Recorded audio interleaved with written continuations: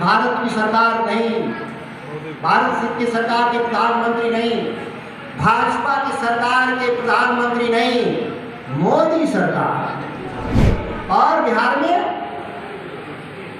नीतीश कुमार। ये है दोहरापन, बौद्धिक स्तर पे दोहरापन। अगर गांधी बापू नहीं है तो फिर लौह पुरुष को भारत की एकता का प्रतीक कैसे मानते हैं? और भारत जोड़ने का जो अभियान जो राजनीतिक दलों द्वारा किया जा रहा है वो कितना कामयाब होंगे नहीं होंगे मुझे नहीं पता। राजनेता के तौर पे मैं स्वीकार करता हूं कि हम लोग विफल लोग हैं। हम जब मुद्दों के आधार पर सहमत नहीं हैं, छोटी छोटी बातों पे ही लोगों की इस्तीफे लिए जा रहे हैं। इतनी ज़्यादा असहिष्णुता है शासन प्रणाली चलाने में कि विधायिका संकट में है। अब कहा गया था कि भारत का संविधान में विधायिका सर्वोच्च होगी, यह भूल जाना है। अब कार्यपालिका सर्वोच्च है। अब ताकत प्रधानमंत्री कार्यालय या मुख्यमंत्री के कार्यालय है। यही असल संसद भी है, असल विधानसभा भी है, यही न्यायपालिका भी है, यही मीडिया है। वहीं से नियंत्रित करने का प्रयास किया जा रहा है। हद तक कामयाब है वो, हद तक कामयाब है वो। इन लोगों में से चंद फैसले हो सकते हैं कभी अलग हो, कभी कभी खुश होने का अवसर आम आदमी को मिले, लेकिन 99% मामलों में यही दो पावर रह गए हैं सेंटर, जहां से यह कल्पना से परे था। तब हम 565 राजाओं से मुकाबिल थे। अब तो हम कितने मुख्यमंत्री 30 होंगे देश में। राज बढ़ते घटते रहते हैं।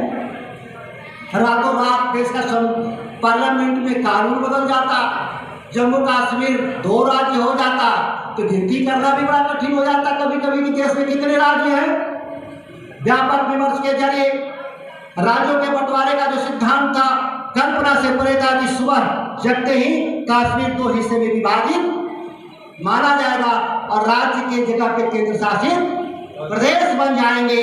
जब कहा गया है देश के लोकतंत्र में चुनाव लड़ने के मॉडल कोड ऑफ कंडक्ट में कि आप वोट जातियों के आधार पर, धर्म के आधार पर नहीं मांग सकते, तो मैं मानता हूं कि देश में निर्वाचन आयोग स्वतंत्र नहीं है। खुलेआम वोट मांगे जा रहे हैं देश में। क्या आजादी की लड़ाई के वक्त ये थे नारे और यही भय था, इसीलिए हिंदू महासभा बना। हिंदू महासभा जमींदारों का था, हिंदुओं के धनी वर्ग का था। उनको लगता था कि लोकतंत्र आएगा, वोट से तो धनी लोग, गरीब आदमी आम आदमी आ जाएगा। अब कहा जाता है अमेरिका में जाने के बाद भी भारत की सरकार नहीं, भारत की सरकार के प्रधानमंत्री नहीं, भाजपा की सरकार के प्रधानमंत्री नहीं, मोदी सरकार। व्यक्ति केंद्रित राजनीति 135 करोड़ आबादी में और बिहार में नीतीश कुमार। ये नारा लगता है पार्टी भी गौड़ है। आज जिन राजनीतिक दलों के हम झंडादार हैं वह पार्टी भी गौड़ है। आज व्यक्तियों के सामने नतमस्तक और बड़े लोगों को चिढ़ है कि बापू क्यों कहा गया महात्मा गांधी को। जो चुनौती देते हैं महात्मा गांधी को बापू होने का, वह यूनिटी ऑफ इंडिया का नारा लगाने वाले लोग भी हैं। ये है दोहरापन, बौद्धिक स्तर पे दोहरापन। अगर गांधी बापू नहीं है तो फिर लौह पुरुष को भारत की एकता का प्रतीक कैसे मानते हैं आप? मैं उनकी बात कर रहा हूं जो वैचारिक आधार पर देश को विभाजित करने वाले, उनको मैं बापू को बापू भी मानता हूं और यूनिटी ऑफ इंडिया का प्रतीक भी मैं लौह पुरुष को मानता हूं। लेकिन दोनों बात एक ही लोग करने वाले लोग हैं। इस तरह का जो दोहरापन है राजनीति और समाज में, ऐसे लोगों को भी पहचानने की जरूरत है। हमने जो पढ़ा है वो जो आपने पढ़ा है, हो सकता है कि पढ़ाई में भी कोई फर्क न हो। हमारे पढ़ने में, हमारे सोचने के नजरिया में जरूर फर्क हो सकता है। अन्यों के मुकाबले में मानता हूं कि मैं दूसरे तरीके से सोचता हूं। देश की आजादी की लड़ाई में मुस्लिम लीग की स्थापना हो, हिंदू महासभा की स्थापना हो और एक अम्बेडकर साहब का भी एक प्रभुत्व राजनीति में शुरुआत जिसको कहते हैं हो चुका है। और तीनों जो धारा थे वो भारत की आजादी के खिलाफ, ये बड़ा विवादास्पद जो बयान दे रहे हैं। लोकतांत्रिक भारत बनाने की जो लड़ाई लड़ रहे हैं, इसमें बहुमत किसका होगा? और बहुमत धर्म के आधार पर लोग बात रहे थे।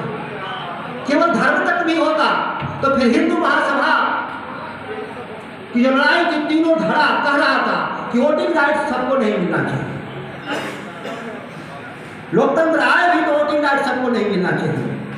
वो सीमित वोटिंग राइट के जरिए देश में लोकशाही को स्थापित करना चाहते थे। और आज जो आलोचना है, जो राजनीति करने वाले, जो बांटने वाले लोग, आज बड़ा आसानी से बांटने वाले लोग देश की सत्ता में आ सकते हैं, जोड़ने वाले बड़ा मुश्किल है सत्ता में आना।